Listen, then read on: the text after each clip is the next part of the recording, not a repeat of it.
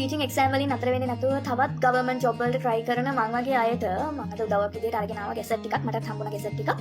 ඉතින් මේ මට හිතෙනවා ඔයාලත් එක්ක එක බෙදා ගන්න. මේකේ ලින්ක්ස් ටික මම අනිවාර්යයෙන්ම මගේ කැප්ෂන් එකේ දාන්නම්. ඒකෙන් ඔයාලට ගන්න පුළුවන්. මට කියාගෙන යන්නම් මේ ගැසට් තියෙනවා මෙතන 10ක් 12ක්. ජාතික ගොඩනැගිලි පරීක්ෂණ ආයතනයේ තියෙනවා management assistant, office assistant, project engineer, technical officer 6:12 closing date. වරාය අධිකාරිය තියෙනවා 6:15 තමයි closing date. Training manager, senior training manager, assistant work manager.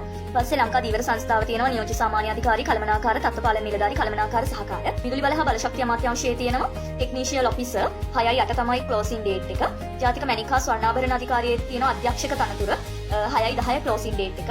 උපපරීක්ෂණ ආයතනයේ තියෙනවා මැනේජ්මන්ට් ඇසිස්ටන්ට් සහ ඩිරෙක්ටර් වෙනකම්ම පුරප්පාඩු ගොඩ 6:08 තමයි ක්ලෝසින් ඩේට්. ඊට පස්සේ පාරිභෝගික කටයුතු පිළිබඳ අධිකාරියේ තියෙනවා ජ්‍යෙෂ්ඨ පරිපාලන සහ මානව සම්පත් නිලධාරී, ජ්‍යෙෂ්ඨ ගිණුම් නිලධාරී, සංඛ්‍යා ලේඛන නිලධාරී, පරිපාලන නිලධාරී, ගිණුම් නිලධාරී 6:03 තමයි ක්ලෝසින් ඩේට්. හලාවත වැවිලි සමාගමේ තියෙනවා මැනේජර් ලීගල් ඇන්ඩ් ඉන්වෙස්ටිගේෂන් 6:03 තමයි ක්ලෝසින් ඩේට්. මධ්‍යම පරිසර අධිකාරියේ තියෙනවා finance director, assistant director HR 6:04 තමයි ක්ලෝසින් ඩේට්. මාර්ගස්ථ ප්‍රවාහන අධිකාරියේ තියෙනවා 6:15 තමයි ක්ලෝසින් ඩේට්. ඒකේ පුරප්පාඩු කිහිපයක් තියෙනවා.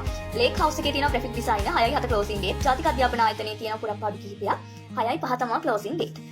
මගේ වීඩියෝස් බලන ඔයාලත් එක්ක මට හිතුණා මේ වගේ හොඳ දේවල් ටිකක් බෙදා ගන්න මේ ටීචින් එක්සෑම් එකෙන් අතර නොවි. මේ මං හිතනවා මේක අනිවාර්යයෙන්ම ඔයාලට ගොඩක් වැදගත් වෙයි කියලා. මේ මම දැක්ක මගේ වීඩියෝස් වලට ගොඩාක් අය දැනලා කමෙන්ට් දාලා තිබුණා මේ ඔයාලගේ හිතවල තියෙන වේදනාව මට තේරෙනවා. හැබැයි අපි කෑ ගැහුවා බැනගත්තා කියලා අපිට එතනින් ලැබෙන දෙයක් නෑනේ. අපි හැම වෙලාවෙම උත්සාහ කරන්න ඕනේ එතනින් අතර වෙන්න තු ඉස්සරහට යන එක. දැන් මගේ ජීවිතේ ගත්තොත් එහෙම මම ඒ ලෙවල් ඉවර වෙච්ච ගමන් මම පොඩි කට්ටියට ටියුෂන් කරා. ඒක තමයි මගේ පළවෙනි රස්සාව. ඊට පස්සේ කැම්පස් ගියා. කැම්පස් එකේ නම් මට පළවෙනි අවුරුදු 3ේම වැඩ කරගන්න බැරි වුණා. කොරෝනා ආවා, බෝම්බ ප්‍රහාරය එල්ල වුණා වගේ ප්‍රශ්න නිසා ඉක්ුත් කරගන්න බැරි වුණා. ඊට පස්සේ අන්තිම අවුරුද්දේදී මම මගේ රැකියාව කරන්න පටන් ගත්තා පෞද්ගලික මාධ්‍ය ආයතනයක. ඊට පස්සේ එහෙම නතර වෙන්නේ නැතුව රැකියාව කිහිපයක්ම කරලා අත්දැකීම් අරගෙන අර මම දන්නවා දැන් මමත් තමයි රජයේ රස්සාවක් කරනවා. ඊට පස්සේ මම try කරනවා. හැබැයි ඒක නොලැබුණොත් මම දන්නේ ජීවත් වෙන්නේ කොහොමද කියලා. පෞද්ගලික රස්සාවක් නැති වුණා. මට තනියම මගේ දෙයක් කරගෙන ඉස්සරහට යන්න පුළුවන් හැකියාවක් තියෙනවා. අර අපි ඒ තරමට දේවල් හදා ගන්න ඕන. අපි ඒ තරමට දැනුම වර්ධනය කරගන්න ඕන. අපි දේවල් ඉගෙන ගන්න ඕන. මම දන්නවා මම වගේම ගොඩාක් අය ඉන්නවා මේ ලස්සන මේ ක්‍රාෆ්ට් ඩිසයින් කරනවා, ක්‍රාෆ්ට් සේල් කරනවා, Facebook එකේ බලද්දි කේක් හදනවා.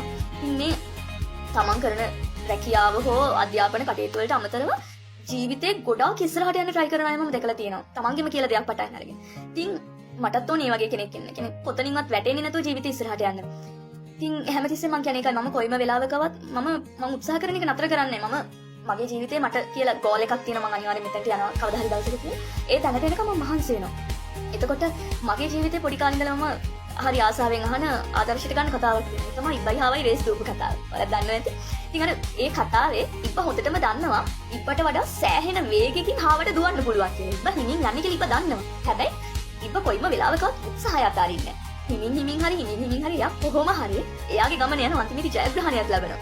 ඉතින් අර ඒ කතාවේ පොඩි කාලේ ඉඳලා මම ගත්ත දෙයක් තමයි අපි උත්සාහ කරොත් ඉතින් අනිවාර්යෙන් දෙයක් ලැබෙනවා. ඒක ලැබෙන්න තියෙන හොඳම දේ ලැබෙනවා. අපිට අර දෙයක් නිකන් ලැබෙනවා නම් ඒ දේවල් හරිම කෙටි කාලේ නයි තාවකාලිකයි. අපි මහන්සි වෙලා දෙයක් ලබා ගත්තොත් අපි දන්නවනේ ඒකට උන මහන්සිය. ඒකට අපිට අනිවාර්යෙන් ඒ දේ ලැබෙනවා. ඒ දේවල් සදාකාලිකයි. ඉතින් දැන් මේ වීඩියෝ එක බලලත් සමහර විට ඔයාලා මොනවද ඉන්න පුළුවන්. දැන හරි කමක් නැහැ මේ සමහර අවස්ථාවකදී මම මේ කිව්ව දේවල් ඔයාලට උවමනා වෙන්න පුළුවන්. ඉතින් මං කියන්නේ කොයිම වෙලාවකත් උත්සාහයක් අරින්න එපා. අපි මහන්සි වෙමු වැඩ කරමු. අපිට ලස්සන අනාගතයක් හදාගන්න. මම දන්නවා මං වගේම සෑහෙන කට්ට කන පිරිසක් ඉන්නවා මේකේ. ඔයාලගේ වේදනාව, ඒ කියන්නේ ඔයාලා ඔය කමෙන්ට්ස් අස්සේ පිට කරන ඔයාලගේ ජීවිතේ ඔයාලට තියෙන වේදනාවනේ. ඒ වේදනාව මටත් තියෙනවා. හැබැයි මම බලන්නේ හැම වෙලාවෙම මේ වේදනාවත් එක්ක එතනින් නතර වෙන්න තු ඉස්සරහට යන්න. හැමතිස්සෙම සබහාදම විශ්වාස කරන්න ඔයාලට ලැබෙන්න තියෙන හොඳම දේ ලැබෙයි. අනිවාර්යෙන් මහන්සි වෙන්න වැඩ කරන්න ඔයාලගේ ජීවිතේ සාර්ථක කරගන්න පුළුවන්.